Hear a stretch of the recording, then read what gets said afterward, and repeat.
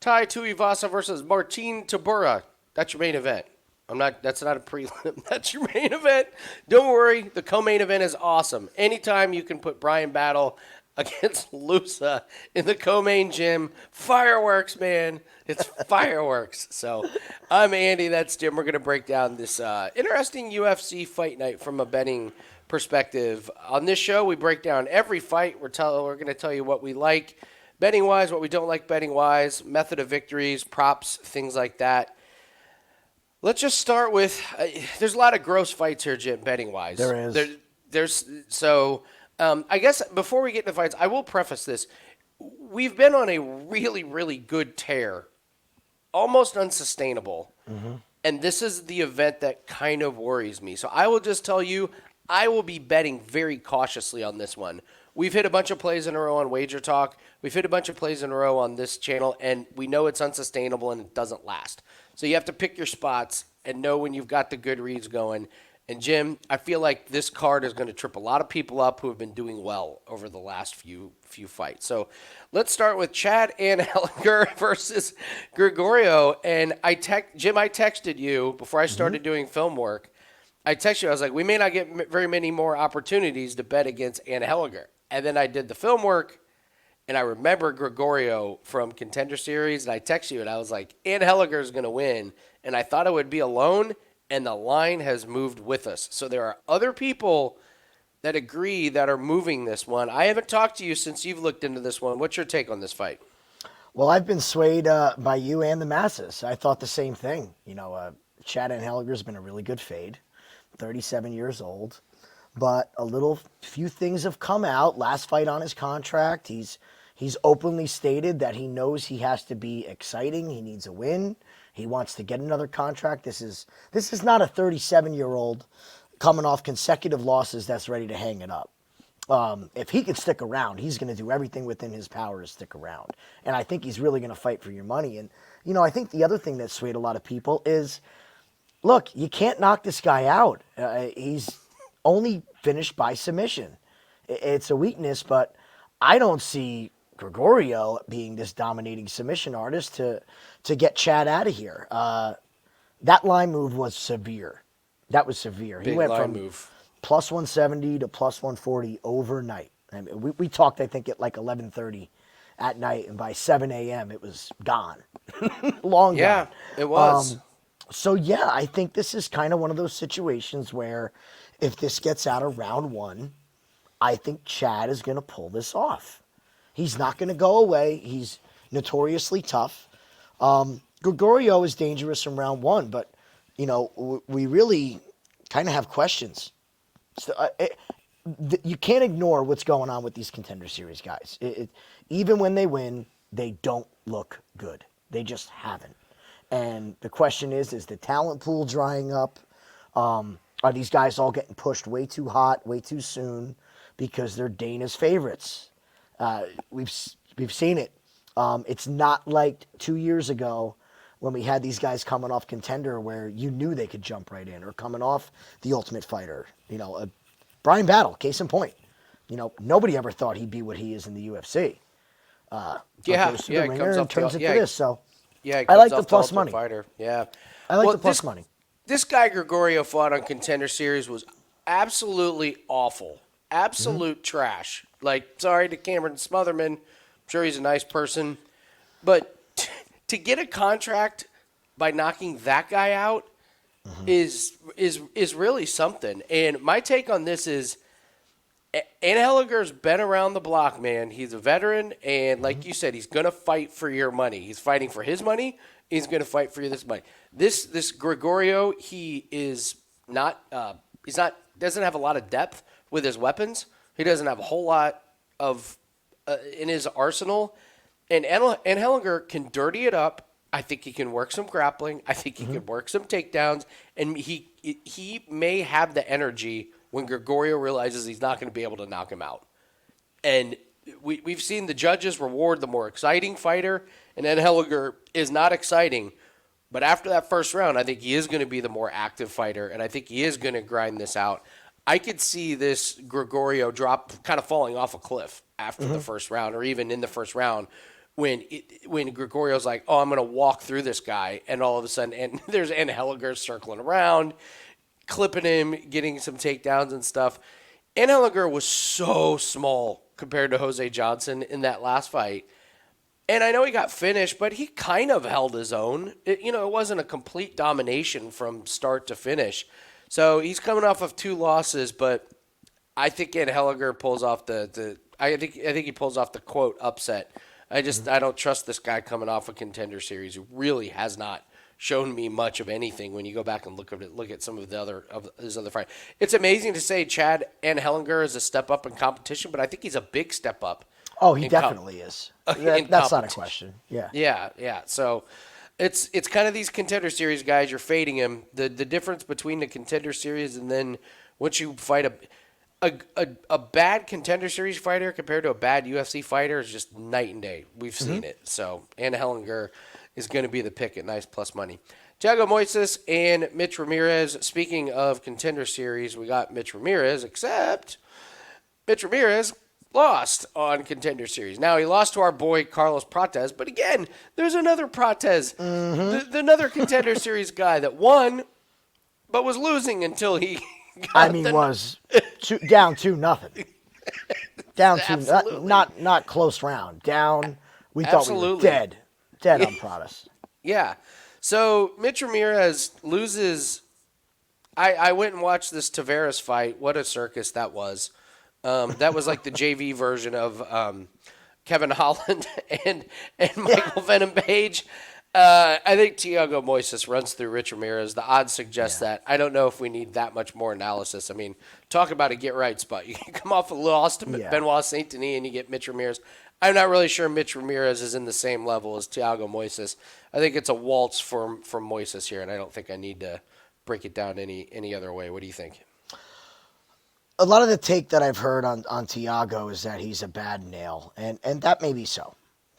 Mitch is going to come forward in this first round, but look, Thiago is not over the hill, and I know he doesn't have the best chin in the world, but we've seen when Thiago gets a step down in competition, he runs through these guys. He does. When he's not fighting Benoit Saint-Denis, who looks like he's 2 weight classes above him, he just really has tough fights. That win against Costa, that's a great win. Great win. I like Costa.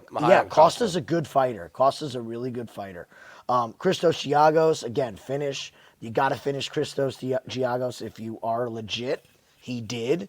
Joel Alvarez, that fight, I mean, look, if you guys don't know Joel Alvarez, look how big he is. He's 6'3"? Yeah, he's a monster. For this weight class, he's a monster. And that's a different kind of bully than what Mitch Ramirez is going to bring. That's way different. You think Joel Alvarez is a little bit better? A little bit. We're going to fault Thiago for losing to Islam. I mean, again, just look at who he beats and who he loses to. And this should be Thiago Moises. I could see it by round 2 submission, late round 1. I think at some point he gets this to the ground, and he's going to lock up. Once this is on the ground, it's going to be a wash for Thiago. I don't think Mitch can compete. All right. Like Moises inside the distance. I think that's a good one. Cory McKenna and Jaqueline Amorim, as close as it gets, man. Odds suggest it. I'm interested in your take on this one. What do you think about this one? Well, I have a massive question in this fight, and I'm hoping you can answer it for me. Where is all this love for Cory McKenna coming from? I am so perplexed. Look at her wins. Look who she beat. Yeah. I mean, is there a world championship level with her last 2 wins at all with either of those fighters? I mean, Amorim is a world champion grappler. I think it's just a different animal. Now, Amorim's gas tank is big time in question. Her overall MMA game is big time in question. Cory being off for a year and getting married and going through that, she is very young. I just always have felt like Cory McKenna, I've always been left wanting more in all of her fights. It's just, there's always talk about improvements and how great she is, and she just always looks mediocre to me. And if you're going to hang a mediocre fighter as a favorite against a world champion in any discipline, I have a real hard time putting my hard-earned money on that. no matter what. If Amorim gets on top, this could be bad news for Cory. This could be really bad news for Cory. And we've seen Cory end up on bottom. I think physically she's very limited. Her reach, we just saw this with who's our shorthanded guy from last week? The T-Rex arms. Yeah, who was it? I forget. But it'll come to me. It'll come. I'll look to it me. up here. But listen, having what's she, a sub 48 reach? I mean, it's short. It's tough It's to grab. really short. It's tough for everything. You got to work extra hard. I'd like to see weigh-ins in this fight. I don't want to even give an influence which way I would pick in this until I see these two ladies at weigh-ins and see if Amorim comes in better shape, realizing she has cardio issues, and if Cory is starting to grow into her adult body and shows a little bit of definition. She's always been very soft. She had a very non-muscular, soft body, and if she's turned the corner, I think we'll know at weigh-ins. I think we're going to know at weigh-ins which one of these two women is coming in really committed to their career. Were we talking about Pedro Munoz? Pedro Munoz, yes. How it's a just great call. It's detrimental having that reach. If he had 3 more inches on his reach, I mean, Pedro would be a really tough out, but he just can't hit you. I like Amorim too. I think she does more damage in close. I think when it gets in the clinch, McKenna's kind of doing more holding, and I think Amorim's doing more punching. And on the ground, I agree that the more damage is going to come from Amorim in those close situations. So if they're really judging by damage, I think Amorim, I lean ever so slightly too. It's going to be close. The odds are telling you that. Yeah, there's a lot of love for Cory McKenna. I don't think I'm going to get to the window on it, but I will be leaning on Jaqueline Amorim in this one. We got a baby theory coming up here later on the show. First, we're going to talk about Josh Culibao and Danny Silva. I'll go first here. I really like Josh Culibao in this one. I think we get a really great fade on a Contender Series guy. So Danny Silva, Contender Series win. He landed over 200 significant strikes on the feet. Well, there's a problem. His opponent also landed 200 significant strikes against Danny Silva. You go back and look at that fight, and it was just like the eye test. Okay, it was fun. It was exciting. It was kind of everything you want in a Contender Series fight, but that was also everything I don't want in a UFC fighter. It was very one-dimensional. It was, yes. I'm going to punch you, and then you punch me, and then I'm going to punch you 2 times, and you're going to punch me 3, and then we're going to get commended by the announcers on how tough we are. I was like, well, okay, but there's levels to this game, and I didn't see anything from Danny Silva. And you go look at his fights. I've gone and watched him in LFA. By the record, he's fought some pretty decent guys, but you watch his fights, and there's just not a lot of things that differentiate him. He doesn't throw kicks like Culibao does. He doesn't move around like Culibao does. And I saw an interview with Culibao talking about how confident he is in this one. Culibao, loves this matchup. And I didn't mean like way too cocky. I meant he was like, we got this. Like we're gonna be a real problem for this guy. Culibao is around the minus 200. I think after this fight, I think it's going to feel like a steal because I think Danny Silva, it's going to be a little bit too much for Silva, and he could be a little bit deer in headlights with some of the movement when he realizes that Culibao's just not going to stand there and let him punch him, which a lot of opponents of Danny Silva have let him do. What's your take on this fight? So we've always said, and this is a personal theory of mine, is when you're talking about a fighter and the first thing that you say is that they're tough. That is one of the biggest red flags that you can ever have. Look, I'm not saying toughness isn't important. Chito Vera, tough as nails. Saw that last week. Chito Vera get his ass kicked in that fight? Chito Vera got his ass kicked in that fight. But he's tough, man. Hey, but he's tough. But he's tough. He ate that knee. Well, he got 50-45'd. So, can't really hang my hat on that for a fighter. It's just a veteran lesson. Doesn't it just smell like a been there, done that, I'm here, you're just getting here, veteran lesson. I think if Culibao is still there in the second and the third, Danny Silva puts himself in harm's way. And we saw that with the strike totals. I mean, it's a stupid amount of strike totals. You cannot have a career. 400 in Cannot a have a career. 3-round contender series fight. Just And you brought this up. It's like, okay, we're down on people are down on Culibao. Why? Because he lost to Lerone Murphy? The dude is a monster. And he went the distance with Lerone Murphy. If you threw Lerone Murphy against Danny Silva, how do you think that fight's going to end? it'd be minus 1100. It'd be laughable. Oh, that's a round one murder. So I think this is like you said, it's almost a buy low on Culibao.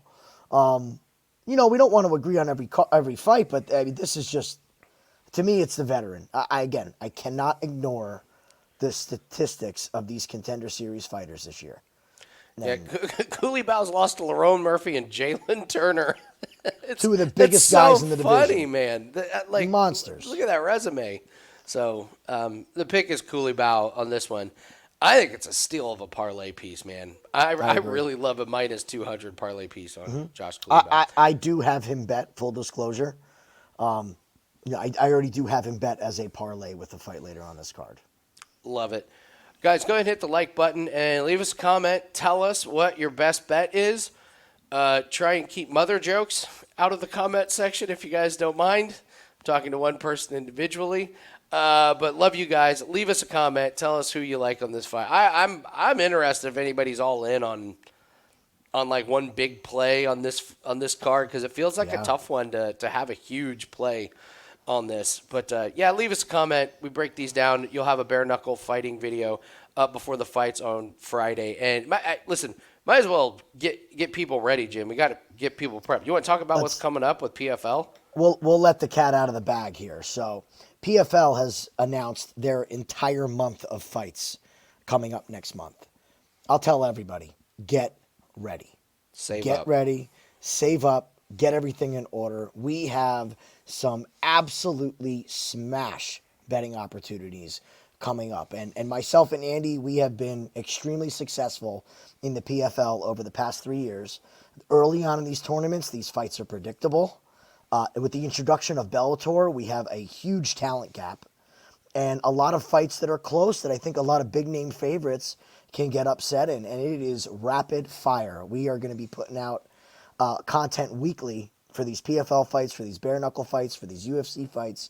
So get ready, and cross-sport parlays. It's going to be a fun month, guys, so be ready. Yeah, this is in April coming up, and this is another reason why I don't feel a need to force anything on a card like this. Great point. We just watched the bare knuckle fighting weigh-ins, and let's just say we're salivating. There's no reason to go all in on a card like this when you've got some of the upcoming stuff. So I'm excited about the PFL, and these cards are loaded. There's a ton of fights on these. With this merge, man, this has given us some really good betting opportunities. Mm-hmm. I'll just tease everybody with this. We get to bet against somebody who is a truck driver. This will be the second time we've bet against a person who is a bona fide truck driver, and this is a side hustle. The PFL is a side hustle. So let's move on to Odi Osbourne and Jafel Filho. I'm coming to you first, Jim. Odi Osbourne, Filho. This Filho fight, his last fight, you could either say, wow, he looked awesome the way he recovered and got the win, or you could say, why did he get his ass kicked by Daniel Barres? What's your take on Jafel Filho in this fight, man? Filho, first off, I'd like to say he's a really tough guy. Oh, no, here we go. No, I'm actually on Filho in this just because I think his opponent has shown the ability to make every mistake possible to lose a fight. Odi Osbourne is physically overmatches half this division. Okay, everybody but the top 5, but still manages a way to make fights close, to lose fights, to make dumb decisions in dumb moments. I will never bet on Odi Osbourne ever again. Period. One time in my life was enough. I don't need the stress. I do like Filho's game. I do. Now, where I'm going to go with a bet in this fight, before I even break this down, is I'm already going to take this fight to not go the distance. Because either Filho's going to come out like he did the last fight and going to be in trouble, because Odi is a tough round 1 for anybody. Or it's going to start round 2. And then at that point, Odi has 10 minutes to make the mistake that Filho has shown he can capitalize. He will capitalize on a mistake. This is minus 280 to not go the distance. I think this is a great parlay number. Great parlay piece. And if you go down their records, their losses are all by finish. Most of them are by finish. I was shocked when I saw 280. I handicapped this at minus 350. It's just, to me, it's great value, personally. Yeah, Filho's got a pretty impressive resume. Comes from Judo Brazil, which you always got to be a little iffy on, but he does have a great performance against Echeverria in Contender Series. Great performance against Makayev. Had him. Basically did damage and injured Makayev, so he was this close to pulling the big upset. And yeah, that Daniel Barras fight. I went back and looked at it. I think he was just nervous. It looked like it, didn't it? It just looked like he had some nerves. He started off slow. He gets rocked, and then all of a sudden there he is doing what he does best. Getting there. So Filho by submission is probably an interesting prop when those are out. So I'll lean with you. I don't have a strong opinion. I certainly don't have the sports hatred for Odie Osbourne. He's on my list. You do, Jim. He's on my list. Hey, more power to you. You own this space, brother. Josiane Nunes and Chelsea Chandler. Chelsea Chandler, the iconic, got hit in the face and turned and ran. Like, literally turned and ran, which in the moment, I don't think Daniel Cormier has laughed harder on a broadcast at an iconic moment. But also one where you can't do that. You're not supposed to be able to do that in UFC. At worst, it's supposed to be a point deduction. I thought that she could have gotten called for a knockout. You cannot, we learned you can't call timeout, and you cannot turn your back and run away. So we've got Chelsea Chandler against Josiane Nunes, who is 10-1, but wow, man. Boy, do we have questions after her last fight against Zara Farron, who's terrible. I think the biggest thing here is Josiane Nunes, man, she's really, really small. If you don't remember her, she really doesn't have a neck. No. She's got good volume, decent power, but it's a little sloppy. I don't think you're going to see very much wrestling. If you do, it's probably going to come from Chelsea Chandler. And I also wonder if Chelsea Chandler might be too big. Like, I wonder if Nunes is going to be able to stay away from the wrestling. Mm-hmm. But if it does come down to a clinch, Chandler's going to be so much bigger. I kind of like Chelsea Chandler. Chelsea Chandler's the underdog here, and I think you agree, right? This was a spot this weekend. Now, before I say this, I'm not suggesting you guys all to run out and bet Chelsea Chandler. But Sunday morning, I bet Chelsea Chandler.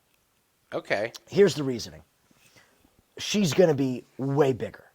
Way bigger. And she's going to look big at face-offs. And then when they get in the cage, she's going to have 15 to 20 pounds back on her. If she gets Nunes up against the fence, Nunes is going to be in trouble.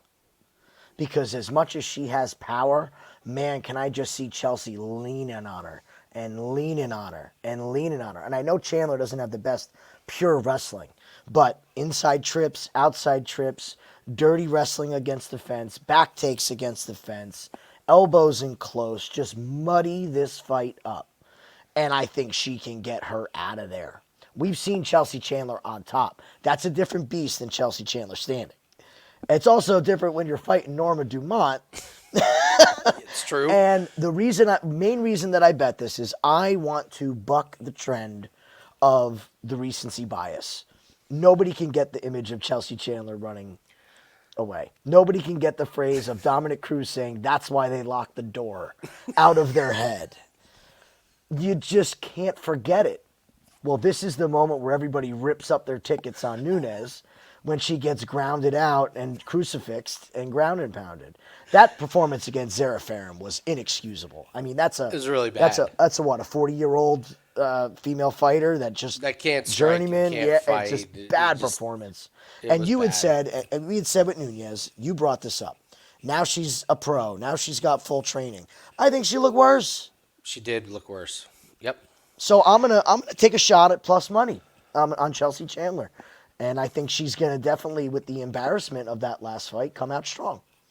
Best she That's can. why they locked the door. That Great that quote. moment, yeah. Daniel Cormier laughing and Dominic Cruz saying that's why they locked the door. Absolute iconic moments in the Chelsea Chandler. Daniel Cormier going, I've never seen that before in a professional fight. So, moving on to Mike Davis and Natan Levy. This is a perfect fight for this card. Can I Yes, just it say is. that? That's a great way of putting it. Let's take a guy who's really struggled in the UFC and put him up against a guy who never fights in the UFC.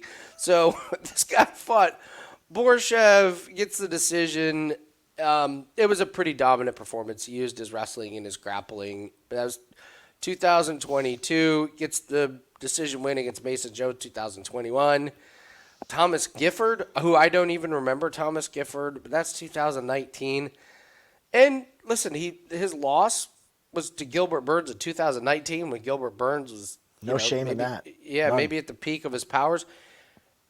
God, man, it's hard to bet on this guy that doesn't fight very often because you're like, what am I getting with this guy? Has he been training? Like, how can he afford? Can he really afford to live off of UFC money from 2022 all the way to now, and like stay in the perfect fight shape? But then Natan Levy's 8-1, but man, beat Gerardo Valdez and Mike Breeden and couldn't get either one of them out of there. It goes to decision. I'm all over Mike Davis. I am all over Mike Davis. I think Natan Levy is slow with his striking. I think his wrestling and grappling is vastly overrated. I don't think he's that good at all. This is such a fraudulent 8-1 record. And yet I can't get to the window because I just do not trust guys that have this big a layoff. At some point, Mike Davis is going to show up and he's just not going to be as good as the last time we saw him. So this is going to be a fight where I love Mike Davis and I'm just not going to bet it. What's your take on this fight? I think this is a different kind of layoff. Mike Davis has done this his whole career. This isn't new to him, okay? Now, All right. from what I found out, it's not heavy injury related. I think he had to have some things cleaned up, but it wasn't big. I need full year of rehab. But if you look, he's just not an active fighter. This guy was billed against Giga Chikadze. They just couldn't get that fight, couldn't get him to the cage. Natan Levy's profile picture on Topology would make you assume that he is a massive striker. That is not the way that he fights. That's a really good point. Look at that he black looks like belt. an animal. Looks like he's Chuck Norris reincarnated, right? He's Frank Dukes from Bloodsport. The guy is a wrestler with no offensive submission threats. His striking is pitter-patter. He doesn't sit down on his punches. A lot of his game is built on avoiding the rough and tough parts of the fight. He'll stick and move. He'll grapple when he has to slow it down, not to dominate and finish fights. It's a different style. And I don't think that Mike Davis is going to let him take his foot off the gas and cruise here. I could see Mike Davis pushing the wrestling. I could see Mike Davis walking him down. And as we know, when you are fighting on your back foot, there's one thing you got to remember when you're in a conflict here. When you are marching forward, you're using way less energy. When you are backing up and somebody's pressuring you, the anxiety of that, when you are not a fighter that can fight backwards, absolutely exhausts you. Your brain is working so hard. George St. Pierre talked about this. He said it overloads your nervous system. And when your nervous system overloads, it just sucks the energy out of your body. And I could really see Mike Davis wearing on him heavy in round 2, round 3, possibly a finish. But Mike Davis is a parlay piece. I can't argue it, man. I just can't. I'm not worried about the layoff. He's done it his whole career. Yeah, I agree with you on the pick. I won't get to the window on it, but maybe sometimes me being cautious, I end up laying off some winners. So. And that's okay. We manage our bankrolls on the show. We say we lay off winner. We'd rather lay off a winner than give out a loser. So. Gerald, Meerschaert, Bryan, Barberena. Jim, coming to you first. What's your take on this fight? Thank you. All right. I'm not betting on Bryan Barberena. Come on. You guys know this. We can't bet on Bryan Barberena. This is another one that, man, could I see not going the distance. It's lined that way. I think it's still parlayable. I want to say it was minus 200 last I checked. These guys are coming off just loss after loss after loss. But if we look at this, whose strengths could be the most successful in the other person's weakness in this fight? Would you say that standing Bryan Barberena poses more of a threat than Gerald Meerschaert if it's grappling? Why do they keep giving Bryan? Do they not like Bryan Barberena? It's like...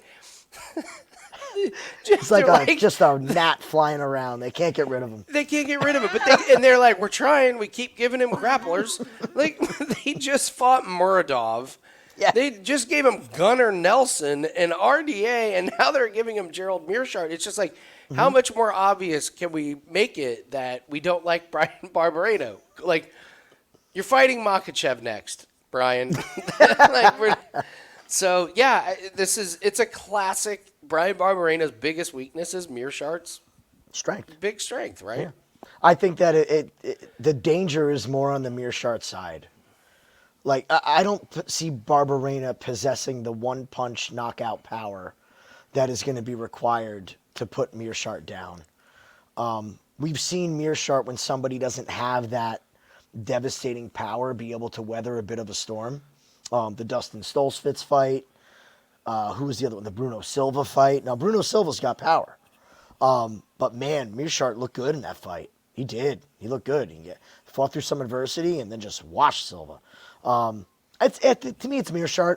I think it's fight not to go the distance. Great parlay piece if you want to not have your money on Meerschaert's chin. I think at minus 200, you could use that in, again, some of the ones we were leaning to earlier in the night. A pretty safe parlay. And remember, guys, with this card, we're not trying to make 20%. We're trying to steal a couple units and get out of Dodge. It's about getting to UFC 300 at this point and getting to PFL. There is no world where I'm laying minus 190 on Gerald Meerschaert. It's just not going to happen. So my pick for this one is Bryan Barberena, just on the pure odds thing. Like, it's not like Meerschaert's lighting the world on fire on the feet. Far from it. And I'll give Barberena this. He got his ass kicked against Muradov. There was a big head clash late in the fight, and that did some damage to Barberena. It did some damage to Muradov. But he went the distance. He was able to get up sometimes. Like obviously didn't get finished. The loss against Gunnar Nelson was an armbar, predictable. The loss against RDA was predictable. Meerschaert, man, he's just been around for a long time. This is a guy that got absolutely smashed by Joe Pyfer. And this is a guy that is not a minus 190 fighter. He loses a split decision against Petrosky. Ugh, yuck. And they say all rounds, start on the feet. I give Bryan Barberena at least a little bit of a puncher's chance. Because, I mean, this could be a loser goes home type of fight. Oh, it 100% is. It's got to be. It's got they're definitely cleared out the roster. So I'll give the puncher a puncher's chance, mostly because I just am not going to lay minus 190 on Gerald Meerschaert and his lackluster pressure and lack of striking. So I'll go against you on this one. I'll take Bryan Barberena as a little bit of a flyer. So Pannie, Kianzad, and Macy, Chiasson. I've never seen a fighter lose to a liver up kick. I don't know if that speaks really bad about Macy Chiasson or if it was truly a 1 in a trillion shot, because it really was a 1 in a trillion shot. Like, when have you ever seen an up kick with the toes from bottom come up, hit somebody in the liver, and they go down in a fight that I'm pretty sure she was winning? Chiasson was winning. She was. Definitely. So I don't know what to make of that. Does that just sound bad from Chiasson? Chiasson's the favorite, so the books aren't taking too much of that into account. Because if you do think that was legit, you go, well, she lost 2 out of her last 3. The wins were a split decision against Norma Dumont, and then Marion Renault, not exactly beating the best of the best. And yet Pannie's plus 142. What do you make of this fight, Jim? This is just an ugly woman's fight, isn't it? Yeah. This is, if you had asked me which fight I'm looking forward to women's fight-wise, it's definitely the earlier fight. Sure. It's the Chelsea Chandler fight. Go back up to that profile pic again. We were going to talk where about did they the get this one from? This was not taken in my lifetime. No, this is not the Pannie Kianzad that's going to be in the cage. Just so everybody knows. Both these ladies getting up there in age. God, it's just so volatile. I've never had success betting on either of these women. Pannie is a pure boxer. Chiasson has this grappling edge, but can she get it there? The one thing I will say about that knockout from Aldana is I do believe that's a 1 in a million shot. Don't tell me that Aldana was targeting her liver. She was doing the flailing leg kicks from bottom, and it happened to hit her in the liver. And Aldana had the audacity, the unmitigated gall to say they work on that. They work on that. Oh, just in case you're laying on the back, let's work on the liver up kick. Said nobody. Give me a break, Aldana. If that's true, the next time she fights a wrestler, we're betting the wrestler. Because if that's your get-up game, that's your plan. To lay on your back and throw axe kicks to someone's stomach, that's not a good recipe for success. I think it was a lucky shot. Yeah, Jim, you own a gym. You Yeah, know. no. Okay, class. Today we're working on our up kick liver shots. Yes. Give me a break. No, we should be working on posting and shrimping, getting away, and getting back to your feet, especially in that situation. So, I don't know. Just over.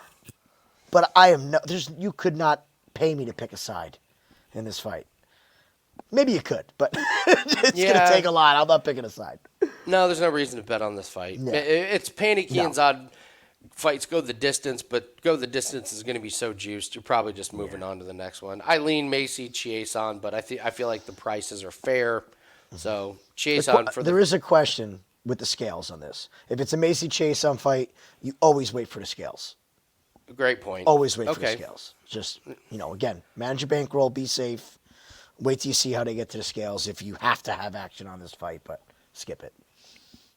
Christian Rodriguez and Isaac Dalgarian. I'm going to deem this as the most polarizing betting fight on the card. I've seen more discrepancies and disagreements about Isaac Dalgarian and Christian Rodriguez than just about any other fight. So you kick us off here. C-Rod or Isaac Dalgarian? It does seem like it's the North and the South. It's really, really a lot of strong opinions on either side. This is up a weight class for Christian Rodriguez. So that already puts a question in my mind whether this... He's always had a hard time making weight. He is a size bully. I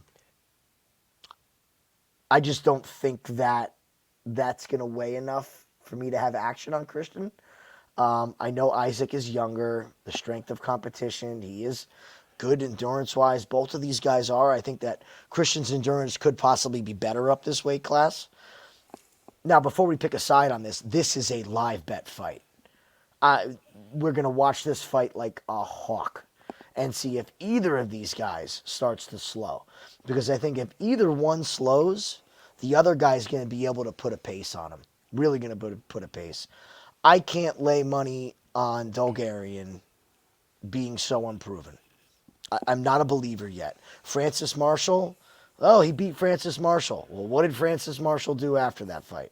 Yeah, Got Francis Marshall's again. been a really, really big disappointment Big for me. disappointment. Big. We were very high on him, and, man, he just never panned out. Just not impressed, man. Not impressed. And, C-Rod, beating Rosas.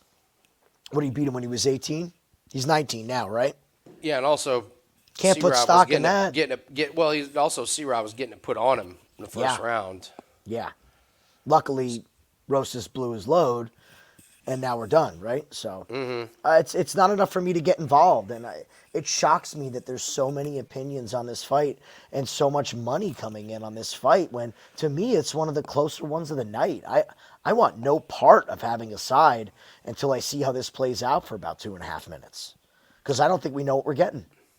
Isaac Dalgarian was a really big kind of in the industry play against Francis Marshall, I feel like, and he cashed a lot of tickets. So I think people remember that. And also, this is just not a great card. If Isaac Dalgarian and Christian Rodriguez was last week, nobody would care. There would not be the hype. around the betting markets with this one. So I think the only way to bet this is Isaac Bulgarian inside the distance. If Bulgarian's not going to win by decision, I don't think. I don't think he's got the cardio. He's yet to get out of the first round. So I think you're going to see an early blitz. And don't forget, Christian Rodriguez was very close to being finished by Rosas. I mean, very, very close. And then Rosas, the young guy, just falls apart and cannot muster up. So it was a very, very veteran performance from Christian Rodriguez. But if you're betting Bulgarian, I think you're betting him just inside the distance. And maybe it's Rodriguez by decision. Late. Yeah, or late. But, yeah, we haven't seen the cardio of Bulgarian. That's the thing. Maybe he's amazing. Maybe he has round 3 cardio. We just haven't seen it yet. So I'm not going to get to the window on it, but I will pick Isaac Bulgarian to win inside the distance on this one. So, Jim, you said we're not going to make 20 units on this card. Well, we could if we bet 100 units on Kennedy and Suchuku over OSP. You want to go over what OSP looked like at the press conference? You sent me the video, and I didn't recognize him. I thought it was a different person. I did, too. I was watching it on my phone, and I had to come home and pull it up on my computer and enlarge the image because I cannot believe how old and skinny his neck and head look. I mean, it looks like he lost a ton of muscle. Now, we haven't seen him on the scales. He really hasn't posted a whole lot revealing on his Instagram.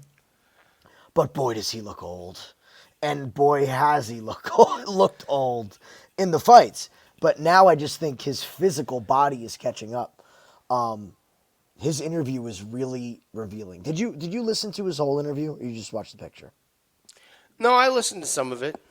All he talked about was managing. I know what to do now to manage my body. I'll tell you guys, if you're constantly in management mode, that is not a recipe for success at the highest level in any sport.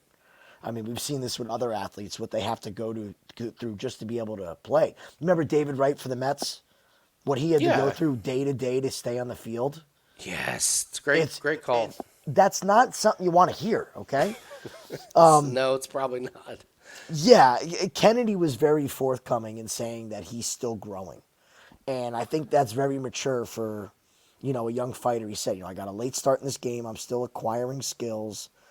This just screams like a Kennedy spot. I've heard a lot of people saying, it's not confirmed, but this could very well be OSP's retirement fight.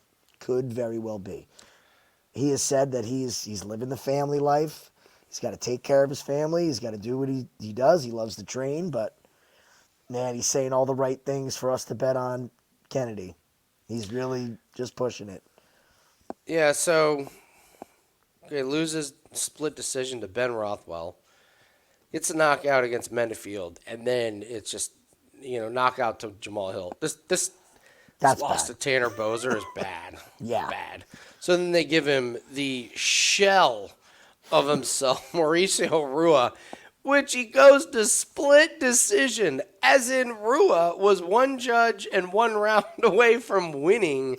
Yep. And then he goes against Felipe Lins and just gets flatlined. So, let's not forget that Ihor Pateria knocked out Mauricio Rua not too long after that. Killed him. And you went to split decision. Yeah. So we look at Kennedy here. So this guy that beat Carlos Olberg, I believe it was Olberg's, it was one of his first fights. So whatever. It was his second, right? Yeah, Danilo Marquez. Okay. Loses to Daun Jung, who I like, and loses to Nikolai Negamorano, who I like, and that was a split decision. Starts to find himself a little bit. Gets the finish against Carl Robertson, Ian Kudalaba, and Devin Clark. He caught a random punch against Dustin Jacoby that, to this day, I still say was stopped way too early. None of Jacoby's follow-up shots landed really good. I get it, protect the fighter, fine. I just didn't think this was oh, man, Jacoby just murdered him. Oh, my God, just ran right through him. I believe in Kennedy, and I believe that when these guys are coming off with some of these losses that it goes down as a first-round knockout, but you go and look at it, I just don't think that is like a whole lot of first-round knockouts. I think this is one of the better parlay pieces of the weekend in all the sports is Kennedy over OSP. Give me a break with OSP. Just Yeah, enough is enough with the OSP. And honestly, he should retire. Like enough he's is not enough. competitive. All Kennedy has to do is not get clipped and not get himself put in a Von Flu choke. Other Don't than that, accidentally end up. don't hold on to a guillotine when you shouldn't be holding on to a guillotine. That's all. If I'm his coach, we talk about the coach's corner here. Yes. Going into this fight, it's like, look, the guillotine does not exist. It Yes, just don't- does you not don't need it. exist. You don't have to do it. Kennedy can make this really ugly, this fight, and that's where he excels. Up against the cage, using that big frame, elbows in close, grappling against the cage. At some point, I think OSP looks for a way out. Okay. Kennedy by finish is not a bad play. Fight not to go I'm the with you. distance is not a bad play because, let's be honest, when Kennedy loses, It's by finish. yeah. That Jacoby fight, that fight never got started. I know the timestamp it says, but Yeah. Kennedy never got out of first gear in that fight. He just didn't. Not go the distance is a really good idea. Good way to bet that one. I just give me Kennedy. I think he dominates on that one. So, all right, Jim, we have a fade the baby theory, and it's on a guy that you and I have made a lot of money on. It's a guy that we really like. It's Bryan Battle, and something stinks about this fight. I will tell you what. I will tell you from my perspective why I cannot bet on Bryan Battle in this one. First off, he can't get his freaking nickname right. He's trying to tell everyone his That's nickname's the story, I believe, is that he was filling out paperwork early in the career, and somebody just wrote down Pooh Bear as a joke, and it stuck. That's the, and so now he's saying, no, it's not Pooh Bear, it's the Butcher. You can't get your nickname right. It's kind of like the haircut theory. If you can't get your haircut right, I don't know if I can take you seriously. Now, that being said, I loved Bryan Battle coming off the Ultimate Fighter. He's one of these guys where he's just kind of one of those pure athletes. And my goodness, does that guy take direction from his coaches. He has a game plan coming into all of his fights. And you've just seen him got better and better and better. And we've had a great read on him. We bet on him against Gilbert Arena. We bet on him against Tresean Gore. We bet on him against Sato. We bet against him against Fakhretdinov. We bet, and I love Gabe Green. I bet on Bryan Battle, and then I bet on him against AJ Fletcher. And there's something about this fight that scares me. And here's what it was. Against AJ Fletcher, he was terrible in the first round. He didn't even do anything. It was like he was trying to set something up. And Fletcher tired out and put himself in a rear naked choke, and Battle was a walk in the park. But I thought his fight was it was very cocky. It was one of those where it was like, oh, I got this UFC thing. I'm killing everybody except Fakhretdinov. I didn't like it. There was just something a little bit off. He has all the talent in the world to absolutely romp through Lusa. And yet, I'm not going to bet on him. And then we bring up that he just had a baby, so now we have the fade the baby theory. Now I'm really not on him. They both have beaten AJ Fletcher. Lusa couldn't finish McKee, and I know you're pretty big on that one, but I thought he had pretty good volume. I thought he had pretty good pace. He definitely beat up McKee, and I could see this where if Bryan Battle screws around in the first round, he could lose the first round. And I'm not sure he can get Lusa out of there that easily. I could see a 1-1 going into the third round, and now you're sweating your Bryan Battle ticket. So as much as I like Bryan Battle, something reeks about this fight. I won't be betting on him. What's your take? This is tough, man. This one tugs at the heartstrings because we've been so good on Bryan Battle. Yeah. I mean, so good. It's hard to get off that train when you have a read on a guy. We were talking about it last week with Sean O'Malley. Like, I just got to keep betting him at this point. How could Macy you not? Macy Barber. Got to keep betting her at this point. It's just, you're freewheeling. Vitor Petrino. Vitor Petrino is our newest one, right? We got Vitor figured out. But that baby, we know it's one of, you guys may laugh, but this is one of our favorite angles. It doesn't matter the sport. It doesn't matter the situation. If it's a somewhat new baby, and this is coming from a new dad, Okay? My energy level for this video right now is not what it was before I had my newborn. It's just, I don't see, unless you really have a partner that is just taking care of everything, how it doesn't affect your life. And it's a learning curve that you have to get used to. Angelusa is a good fighter. He's not getting a meatball here. This is a good fight. Lusa also in his interview has said that he's been watching Bryan battle, and he knew he wanted this fight at some point. So what are we getting here? We're getting a motivated Lusa. We're getting Bryan battle, who I will agree with you, does seem like he's feeling himself a little bit. It's enough to keep me off it. Full disclosure, I had a bet on Bryan battle and Kennedy and Choku last week. I cashed it out as soon as I heard the baby news. And I am okay not trying to make money on this fight. I'm good. Yeah. It's just it's scary. Yeah, I think no matter who wins, it's just going to be really, really close. And I don't want to have a ticket on a big favorite like that. So I guess I'll go out on a limb and just give me Angelusa as my official pick on that one. So I think it's a time to fade Bryan battle. And honestly, sometimes we see these guys lose fights, and it's the best thing for them. That loss by Christian Leroy Duncan, when he lost to Petrosian, it was a game changer for him. It's really, really good. He shored up a lot of things. I think this would be a good thing for Bryan battle if he lost this one. So, all right, last fight, guys. Main event. Tai Tuivasa, Marcin Tybura. Go ahead and hit the like button. Leave us a comment. I don't have any plays up at Wager Talk right now for this particular card. We have a play up. We had Kennedy and Zachuku, and we had it parlayed with a golf piece. So that has already started. So we don't have any plays available right now. But all plays can be found at wagertalk.com. And if you would like to get a 30-day pass, use the promo code ANDY30. Gets $100 off a 30-day pass. We're only up 51 units in 2024. We're doing great. We are way ahead of schedule of our plus 91 units in 2023. We're on a 15-2 run in all sports, which is laughable to say out loud. And so we're taking it very low volume now because we know that's unsustainable if you keep playing plays every night. But we're just taking it very, very slow and very, very easy. And I think that's contributed to the success. So you can grab all of our plays. Wagertalk.com, use a promo code ANDY30, gets $100 off a 30-day pass. All sports, all percentages included.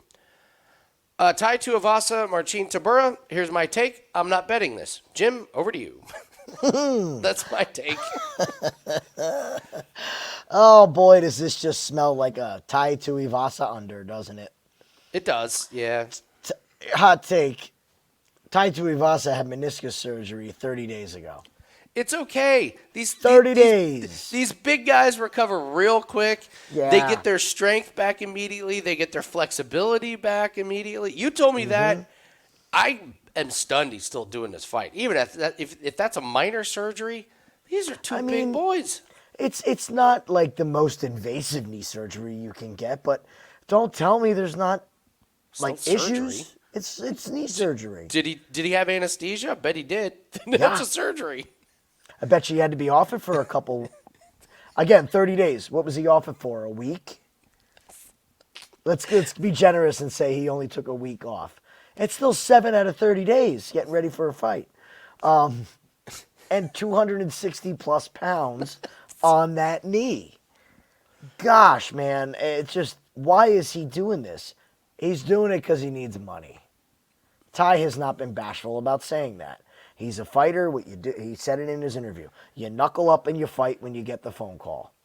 He even said, he goes, I was good 14 days ago, but, my corner said, like, you were thinking about taking a fight 14 days after you had knee surgery? Okay. Good luck. Yeah, if within 2 weeks you had doctor's orders to not operate heavy machinery, you should not be fighting heavyweight. No, I cannot bet on Tai Tuivasa. Now, is there a chance that he knocks out Marcin Tybura? Look, it's the only way Tai Tuivasa wins fights is by knockout. So, yes, there's a chance. But, boy, if this gets out of round 1, I am all over Tybura. I mean, I hope Tai comes out strong. And I hope this fight goes to round 2. And then Tybura's got 4 rounds to just wear on that gas tank and lean on that knee And I have a feeling that the second this hits the ground, Ty has shown zero ability to get up off his back. And Tybura can get him down, hold him in half guard, and I think at some point somebody calls it quits in this fight. It could be Tybura early, but Ty's not going 5 rounds. It's just not happening. Look at his fights don't go to decision unless it's just they don't ugly. Yeah, they didn't go to decision in 3-round fights. Yeah, you got Tybura coming off, getting his ass whooped against Aspinall. Before that, Blagoy Ivanov. Talk about polar, extreme ends of the spectrum. Yeah. Before that, gets the weird win against Alexander Romanov. I mean, the weird win against Alexander Romanov. So, under is probably the only way to go. You're right. Just take some kind of under, just because that's how Ty Tuivasa rolls. But I can't pick a winner in this. We got Ty Tuivasa, who does absolutely have the power. And, I mean, talk about the overhype machine. He beats Stefan Struve, Harry Onzucker, Greg Hardy, Augusto Sakai. Now, okay, he gets the win against Derek Lewis, which looks great in the moment. So then they're like, I know. Let's give you Cyril Gahn, Sergey Pavlovich, and Alexander Volkov. A murderer's row, just bang, bang, bang. But the heavyweight, that's kind of all you got. It's you got the top guys, and then you just got everybody else. We've been over this. The heavyweight division is the weakest division in mixed martial arts, period. Yeah. PFL has a great heavyweight division. They really do. Look at Ferreira. He's a great heavyweight, He's athletic. Really good heavyweight, UFC still has these lumbering, slow, no cardio heavyweights. If you go down those 5 for Tuivasa, that could be, if you were putting together the 5 worst heavyweights over the past 10 years, you're getting pretty close with that list of 5. Greg Hardy, Harry And Stefan Struve was post-retirement. He came back out of retirement for that fight and got knocked out the same as he got knocked out by Mark Hunt. It was like the same fight. Absolutely. It's not good. I think Ty's here for a paycheck. It's a main event. He's getting paid. Take a nice time off. Go hang out with his son, and more power to him. But I really don't think he's committed to getting better. Well, let's just take the under. Maybe under 2.5, I guess, maybe as a parlay piece would be the way to bet that one. So, recap, I think we both like the underdog. Chad and Anheliger over Grigoriou. Thiago Moises, Mitch Ramirez, we like Moises. Cory, McKenna, and Amorim. Are we both on Amorim in that one? Did we decide? I mean, you're on Amorim. I can't bet Cory McKenna. Yeah, all right. It doesn't mean fair I'm enough. I'm on Amorim. I mean, if I was going to suggest anybody, I would say that side. Culibao I really like over Danny Silva. I think Agreed. we're both on Filho over Odie Osbourne.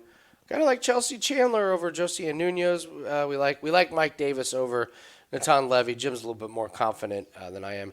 Gerald Meerschaert, Jim and I are going head-to-head. Jim likes Meerschaert. I'll take a puncher's chance on Bryan Barberena. Macy, Chiasson, and Pannie. Kianzad, just stay away. C-Rod and Bulgarian. We both are on Bulgarian, correct? I would push more towards Bulgarian inside the distance if you like Bulgarian. I'm not sure there's a decision win coming from him. Yeah, I can't give a strong opinion. I'm not going to just give an opinion out to give an opinion out. I don't like that fight. Kennedy, we both love Kennedy to romp over OSP. Brian Battle, Angelusa. We smell a rat with the favorite here. You got Fade the Baby Theory, so it's either stay away or it's Lusa. So you're taking the underdog or you're not doing anything with it. And then I think we're just going unders on the Ty Tuivasa, Marcin Tybura. Just a bad. It's a bad main event. Good Lord. It's a fight night main event. Look, we said it, a month ago? In between 298, 299, and 300, they're just going to feed us these They're going to be rough. horrible cards. So look, guys, there's plenty of stuff on the horizon. Save your money. Manage your bankroll. Absolutely.